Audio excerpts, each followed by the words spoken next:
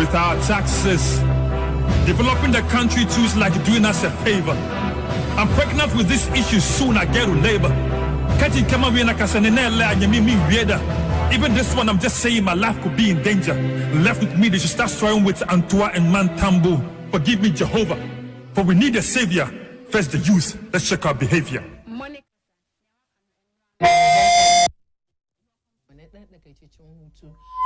Nice amani cewa shi poetry da muka nuna muku nan kun saurari maganganun da aka ce ciki ba wai kuna kallon fuskan me yi ba amma magana deep ne saboda gaskiya ana taking mu for a ride and it's about time we stand up for our rights. Ni ma ina rhyme kadan dai ai da ba an ce kada zama da madokin kanwa. Yanzu ya kai segment da zamu kawo muku special editorial mu na gida da muke kawowa.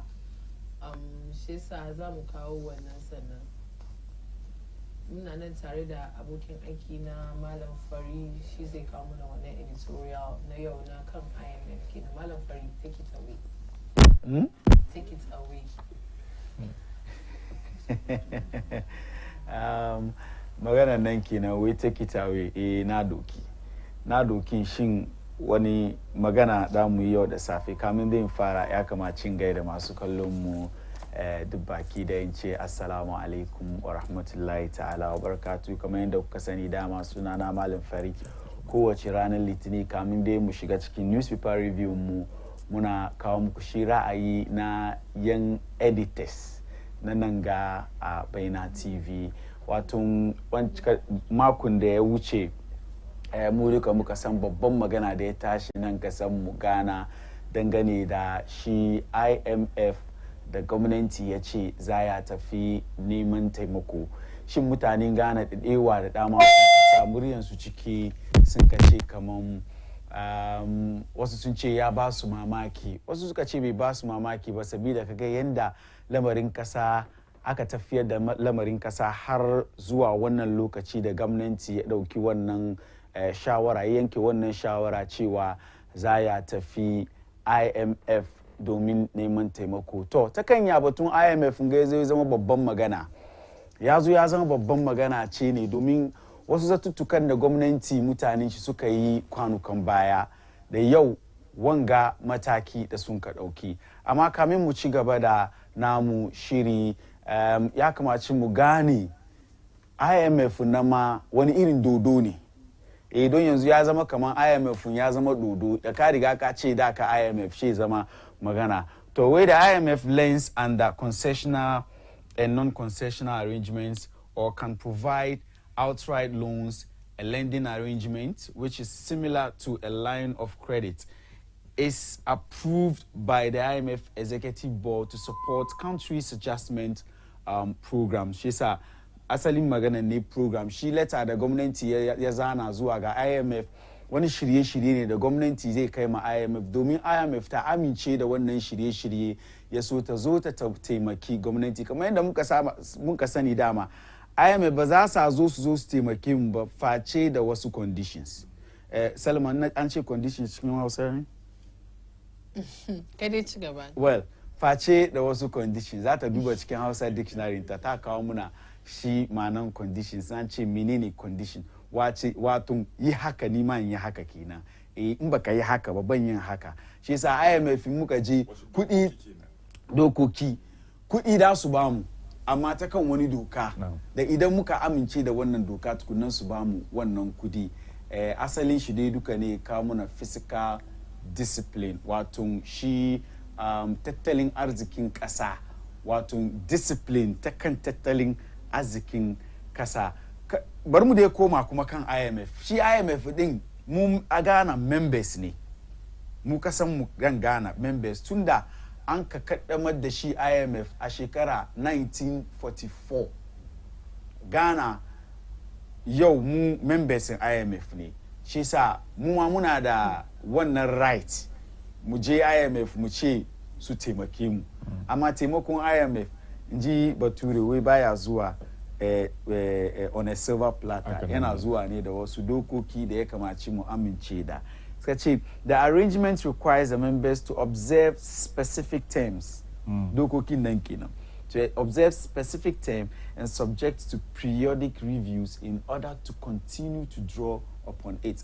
Wato inda kudi ma da su ba mu ba gaba ɗaya ne sha doki kudin a baka ba, ya kamaci ka amince da wasu dokoki kai tafiyar da lamarin ka ta kan wannan dokoki tukunnan idan an ci gaba a baka wani taimako ta kan kuɗi domin ka gyara tattalin arzikin kasanka shi a ci gaba ana baka shi sa akwai wasu reviews da za sa ringa yi ma ko mu move on to the next slide ya so mu duba history Ghana tunda an ka kafa wanga kasan mu Ghana so nawa muka tafi IMF duwa neman taimako tunda aka kafa kasan mu Ghana mun tafi IMF adadi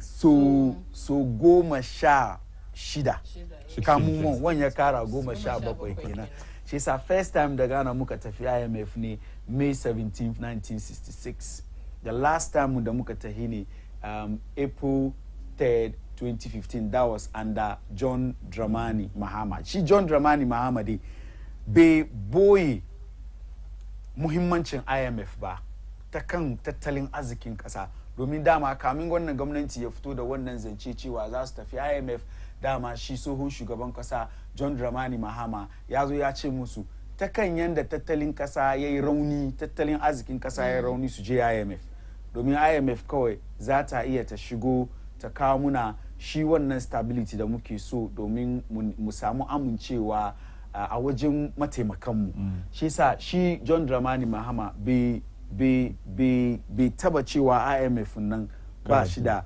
amfani ba shi sa adadin lokutan da muka te IMF kenan 16 in baka gane ba ga shi 1 2 3 4 5 6 7 8 9 10 11 12 13 14 15 16 shi sa history Ghana kenan muna zuwa IMF mun je 16th time as to whether 16th time mun ga da muka je ga IMF ya kawo muna wani amfani muka ci gaba da cikin bayanin mu za mu gane yaso masu kallon mu su gane wannan presentation da muke musu ta kan ra'ayin editors a nan station mu na Bayyana TV mako mu ci gaba da nuna next slide mu kamar yadda dai na gaya dama what the NPP said about going to IMF.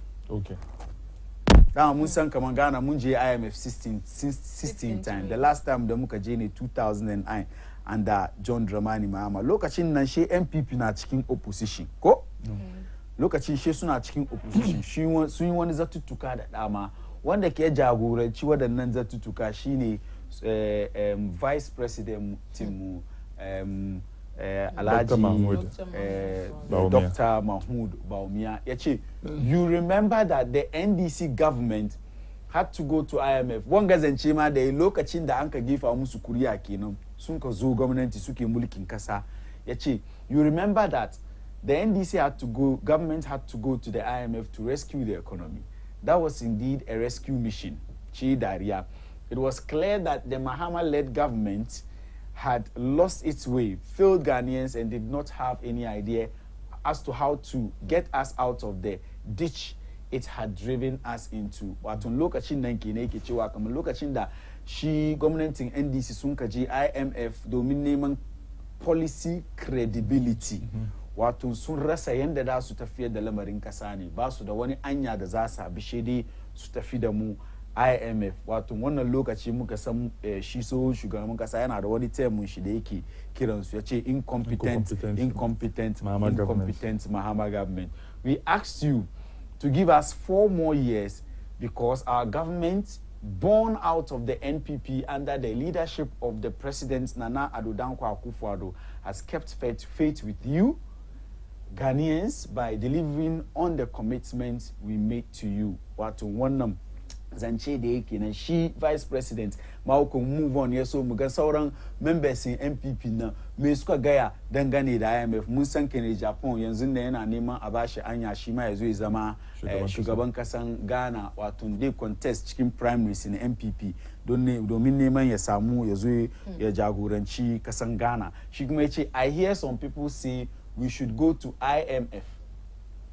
wato wannan zance da ya zance ne kwanukan gano suka yi lokacin da mutanen Ghana da dama da civil society organization suke cewa yadda gwamnati ya tafiyar da lamarin kasa wato gabanin election da muka je 2020 da bayan election 2020 mu duka mun ga matsalan da muke ciki problems in covid-19 da saura da ya zo ya haɗu da wannan ake cewa kamar ya kamaci gwamnati ya je IMF domin IMF su zo su taimake mu shin manyan fatin tare da shi vice president ma zancen da ya yi lokacin da ake campaign zuwa election 2020 kenan ya ce ma mutanen Ghana su ba kamar NDC bane da suka je IMF domin sun bata lamarin tattalin arzikin kasa shi ma kan Japan da muka sani mutum ne mai magana shi ma ya ce we hear some people say we should go to the IMF but any government that goes to the IMF has failed and we haven't failed. Wai kowane gwamnati ya je IMF wai mun ji wasu na cewa kamar mu je IMF mu je mu nemi taimako wurin amma kowane gwamnati da je IMF wai don neman taimako wannan gwamnati ya fail. Wato shi yana nuna kamar cewa ba su ra'ayinsu bane mutane ne ke baya suke tura su je amma in don su kansu ne ba su da niyyar zuwa IMF.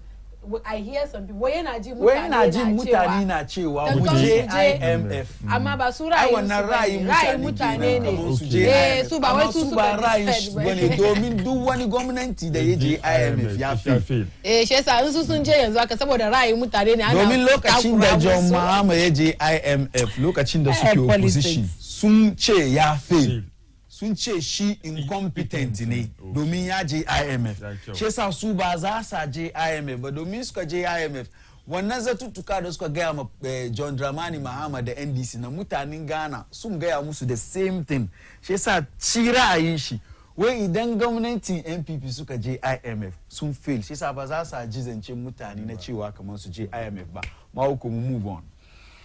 Where we have been that one guy ya sunan shi kenan Dr. Kusibuako wanda muka san kamar shine Chief Executive Officer for Public Sector Reform kenan muka san shi ma kwararre ne da aka san shi ya zo cikin danganin aikin tattalin arzikin kasa wato economics day is a very good distant da lokacin da NPP ke neman a gefa musu kuriya 2016 he was one of the vociferous people an karanga ba san shi da kyau ban kaje Kumasi yana cikin waɗanda sun ka dauki wannan yaki na neman mulki suka ba MPP da aka san shi kaman yana da ilimi dangane da shanin economics. I remember those times sai ina saran jin shi kan wasu radio stations kaman Utek FM, Fox FM da dama suna kiran shi zuwa zamna ya ta gefa ma Muhammadu we have been to Bretton Woods institution wato an ce Bretton Woods institution IMF na ciki daga Bretton Woods institution na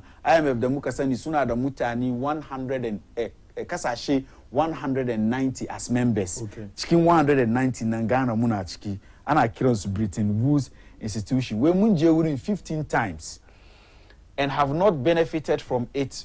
So what is the essence of going there again? Only lazy governments will go to IMF. And I will never advise my government to go there. If we go there, they will give us conditionalities. Kamar da muka gaya conditions nan kenan dokoki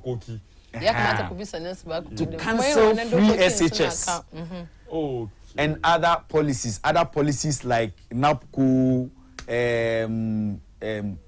nursing allowance, teachers allowance, and so on and so forth. She said she when muka je IMF nan duk gwamnatin da dai je IMF asalin wannan gwamnati lazy ne wato gwamnati mai kiwiya gwamnati da bai use hankali shi yayi tunani ka understand ko kuma idan muka ce za su ba mu wasu dokoki da zai bar ba mu mun san kaman John Dramani Mahama lokacin shi da suka je IMF an ka cancel wasu ababa wannan gwamnati ya promise kaman ya yi da yazo suka yi ko da yake mutane da yawa na cewa ba ganin kanshi shin suka ce in suka je an cancel free SHS da other policies shin mu ce yau da suka ce free SHS an cancel ko ba cancel ma ko mu move on ya so mu gan yanda to bayan su wadanga zatuttuka sun kare mutanen Ghana duk baki da an san kaman IMF dai gwamnatin MPP ba haramu ne wuri ba shiga wurin ba su yasu ci turu ne ba shiga wurin amma kamin mu ci gaba da wannan letter ina son mauko ka buga mana wannan video nan da manyan MPP from deputy finance minister to finance minister mauko if the video is ready bari mu buga ya so masu kallo mu su ji wannan video effort and reduce the debt levels of our country. And that also means that we are going to see an improved economic ratings and not returning to the International Monetary Fund, which is the only solution our friends on the other side have always preferred. Why don't you go to the IMF? Go to the IMF. We have shown that we have alternatives to building the economy of this country without resorting to conditionalities that will be imposed on this country. We will not go to the IMF today. We will not go to IMF tomorrow, and we are not going as long as the NPP remains in power. But I can tell you, as my colleague, Deputy Minister said, we are not going to the IMF. Whatever we do, we are not. The consequences are there. We are a proud nation. We have the resources. We have the capacity. Don't let anybody tell you. Like when Joshua, Caleb, and 10 others went to spy on the promised land. And only 2 of them came to say that we can do it. And the 10 went around the community murmuring, you can't, da da da da da da da. We are not people of short sight, you know. And we have to move on. Okay. Okay, so Malco, let's move on. Let's move on. And G Finance Minister, we have to move on. Let's move on to our next slide. Shemuche, Finance Minister kenan the deputy. Maganganun da suka yi kenan. Move on to the letter. Yeso mu wanga. Muna ana nan gaba dai aka kawo letter cewa kaman gwamnati bayan wanga maganganu da suka gaya duka mutanen Ghana dai sun san kaman kowane matsala muke ciki IMF ba wajen zuwa bane. IMF haramu ne inji wani abokina. We IMF haramu ne ba mu zuwa. To gaba dai aka kawo wannan letter cewa kaman date nan 1st July kenan 2022 kenan. Shi Ministry of Information wanda muka san cewa kaman Kujo Pon Kurma ke jagoran wannan ministry ya saki wannan letter ta kan authorization president cewa kaman shi shugaban kasa ya authorize ofasiyan shi ofuriyata ya ci gaba da shirye-shirye da zai bar Ghana mu ce IMF. Shi sa ta kan wanga magana ake sai yau. Bayan maganganun da suka yi duka da cewa kaman IMF yazo ma yazo kaman IMF nan ba mu son mu je saboda IMF muka kawo shi haraji na e-levy. Saboda aka ce wa mutanen Ghana tsakanin IMF da e-levy wani ciki muke so. Gwamnati shi ya amince cewa kaman IMF ba wajen zuwa bane saboda aka tabbas koya za su kawo wannan haraji na e-levy. An kawo shi aka kawo haraji na e-levy cewa kaman idan suka tafi IMF bai ba su da fiscal space su yi wasu policies da suka kawo cewa FSHS da sauransu. Shi yasa ya kamace a kawo e-levy domin magana da muke yin garuka batun kudi ne. Batun kudi saboda gwamnati bai da kudi saboda shi ne ya kamace ya je IMF domin yanzu haka ina maganan ga credit ratings da dama suna bamu negative ratings da suke bamu nan ne cewa Ghana ba kasa ce wanda nka ba rance za ta iya biyan rancin ba saboda matsala da muke ciki na tattalin arzikin kasa. Shi yasa ma ku move on to the next slide. Yaso mu tambaye kanmu how bad is it? Wai ta kanya I don't know the Hausa way. How bad is it? Ya zancen ke da tsanani. Wani ya tsananin zancen ya yake. Wai recently some international credit rating agencies kamar yadda na gaya sun downgrade Ghana citing the economy's inability to raise enough revenue. Wato munan kasar mu ma tattara kuɗi na muna wuya. Yanda ake tattara kuɗi asalin e-levy nan kenan. The signal this sends to investors is that Ghana's sovereign bond is not profitable and its default risk is too high.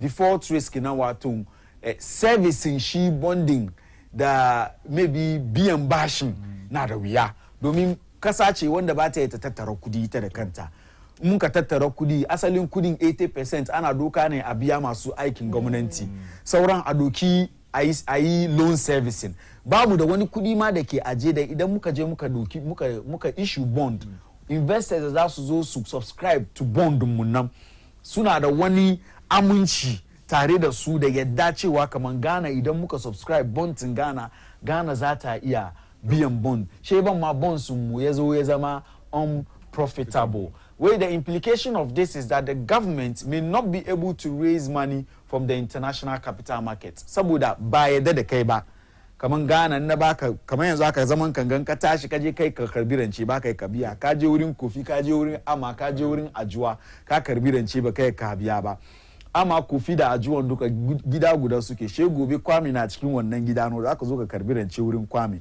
ama kofi da ajuwa sun gaya ma Kwame kaman ka a baka domin kai ka karbi rance baka biya. Where the options to either borrow domestically these are the options. These are the options. Either mu borrow domestically. Nka borrow domestically kuma wato borrow domestically wato kar mu fita kasashen waje mu je mu borrow amma banks mu da dama da kenan mu je wurin su mu je mu borrow.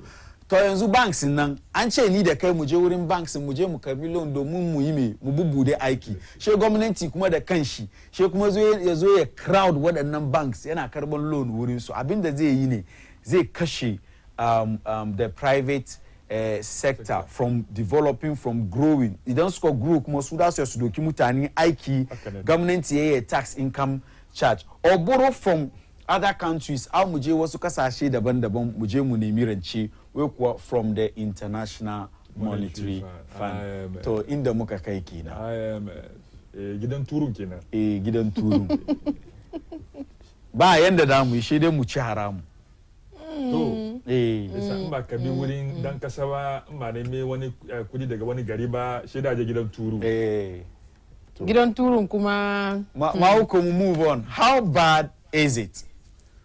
By the year 2000 kujinan by the year 2000 the government of Ghana had borrowed so much that the country was in debt distress. Mun san wannan ko ba haka ba. It then subscribed to the heavily indebted poor country initiative HIPIC. Wai kamin shekara 2000 she Ghana muna da mun yi bashin da muka yi nan ba yanda da mu yi shi dai mu je mu join shi heavily indebted poor country initiative wanda IMF sun ka kawo a wannan lokaci IMF sun kai ma kasashe da dama da suke da bashi kuma suka zama talakawa ragowa wani ragowa suka mutu wai consequently much of the country's external debt of 4 billion was written off wato adadin kudin mu bashi mu da muke da shi an ka cancel an ka ba mu by the time the initiative ended in 2006 ya rage bashi mu from what wannan zuwa 780 million less than $1 billion. She said by 2006 wanga ne bashin da Ghana shi muke da shi. The debt stock from that time has since risen by 7,000%. That's how serious is it? By 700 ba. By 700. 7,000%. Wato dubu bakwai. 1,000 gashi nan baka ji idon ka kuma na ciwo ne ko guda uku ne to 54 billion which is 78% of GDP.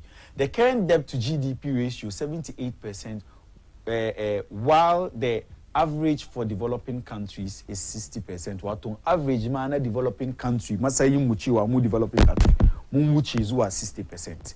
Yanzu muna kan 78% ne. Ga manyan shugabannin kasa da suka make sure kaman wanga cikin wanga masala da muke ciki muna ciki har yau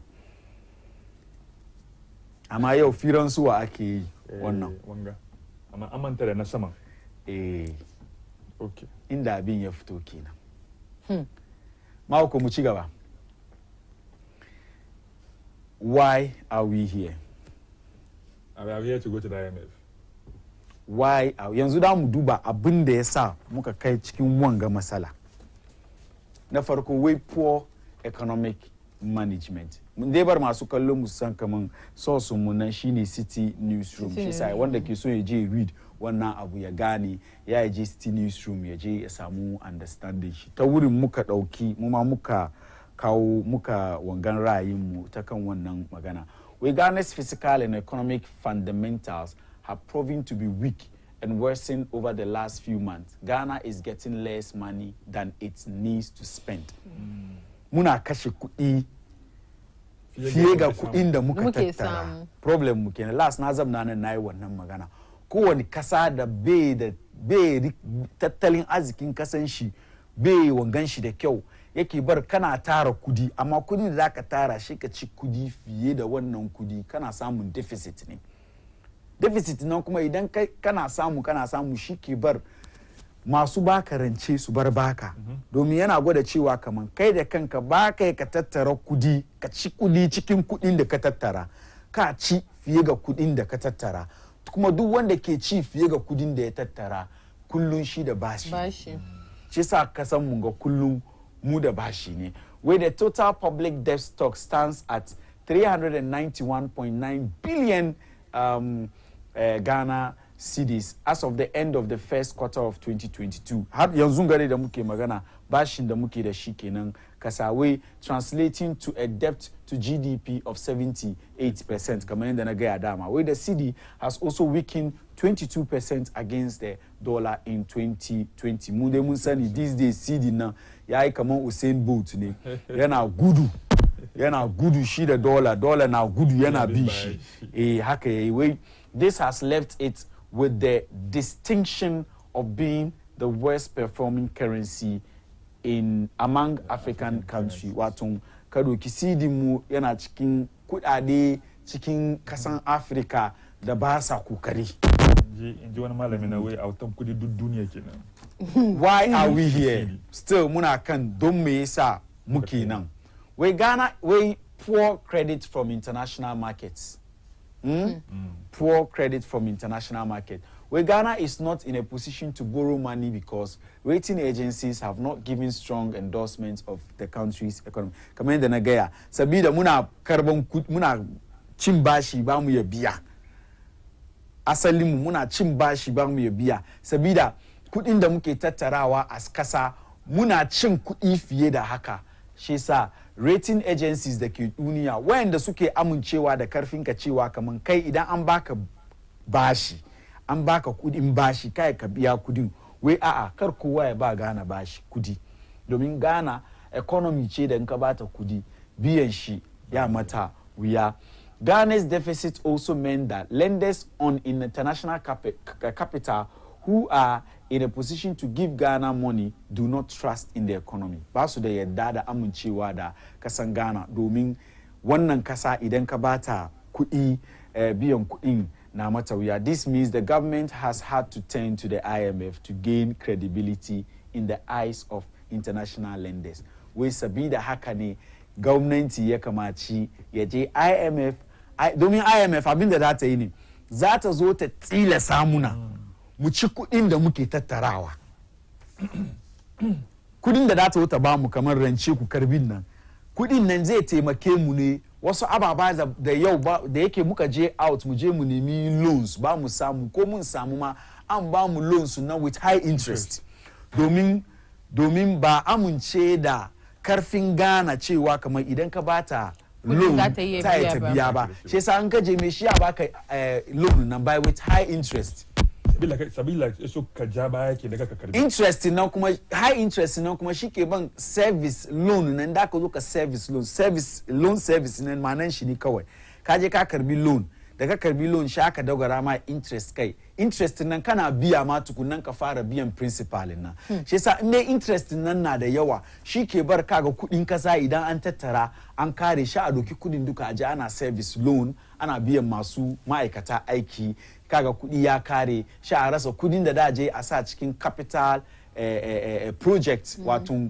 anyoyi titi sukurai bridges da dama da da a gina ya tafiyar da economy din sabida haka ya kamaci gwamnati ya je karbi loan to wurin karban loan nan ne gwamnati zai samu wannan masalan da ya bar yau muka je IMF domin IMF ta zo ta shishirya muna ababa ma kuma move on ya so mu ci gaba da why are we here? Na uku, global issues. Shi global issues da muka sani yau, coronavirus da Ukraine war da kaza. Kaga problems uku nan, causes uku nan duka, wanda gwamnati ya amince kai kawai ne wa.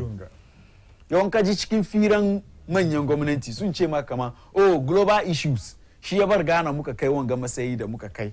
Amma su da suka zo power from 2019 mu duka mun ga yanda economy Ghana nan shi yake kamin dai COVID-19 ya zo. Amma mutane kuma dewa da dama wai shi IMF da NDC suka je 2015 da conditionalities in da NDC suka karbi cikin shirin da suka je da shi wurin IMF suka amince shi ya bar Ghana economy mu nan yayi kokari lokacin da NPP suka zo suka take over because mu duka mun san programin NDC na IMF ya zo ya iske NPP shi yasa lokacin da NPP suka zo a cikin farkon gwamnatin su from 2017 zuwa da muka gan economy nan muka samu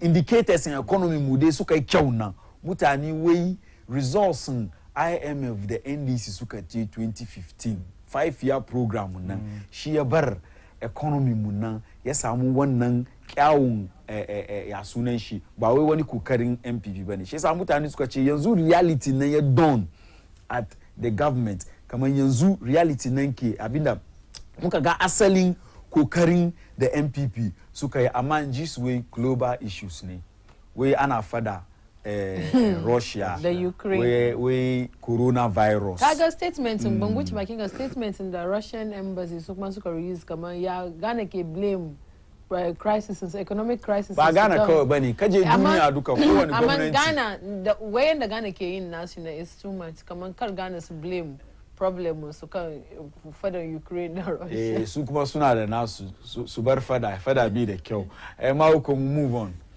so abin da ya kawo mu inda muka kai ga kenan why are we here structure of the economy na hudu kenan ka duba economy mu Ghana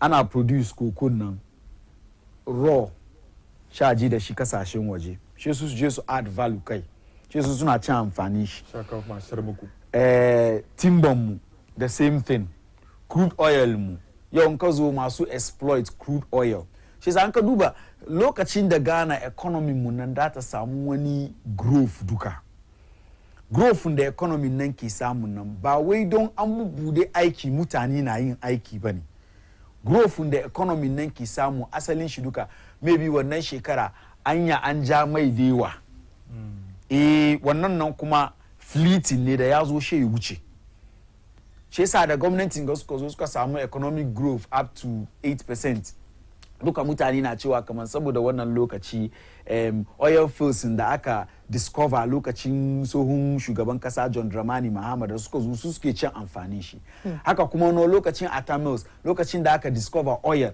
aka zo she boom oh Ghana na ta ci gaba sha ce oh Ghana is the fastest growing economy in the world kaga kuma she mu kuma zo mu komo ground zero. She said, "Anka duba asalin economy. No, Ghana's small open economy is not diverse enough. It continues to rely on the export of its resources like gold and cocoa in raw form. This means it will always be at the mercy of shocks like the war in Ukraine. Idan kai economy kan ka tashi baka add value kai kokon ka sheka doki ka je da shi wani kasa su je su jujjuya shi su mai da shi chocolate su sun ci amfani su suka je suna jujjuyawa suna mai da shi chocolate sun yi factories na ya employ mutane kasan su mu ba mu ci amfani shi yasa abun da ya kamaci mu yi da yake nan ya kamaci a add value kan waɗannan ababa da muke gani shekaran jiya ga muji kaman shugaban kasa ya je ya bude wani gold ya sunan shi da dai ka muna amfani haka din tema oil refinery ya kamaci mu samu irin su da dama da mu da kanmu nan kasan Ghana za mu iya muna jujjuya oil mu muna samun petrol muna samun diesel muna samun sauran ababa da za mu ci amfani shi haka din kaje timban mu da muke amfani da shi wannan abun da muke ake yi kullum ana jan oil ana zuwa da shi kasashen waje she mu doki dollar mu je mu sai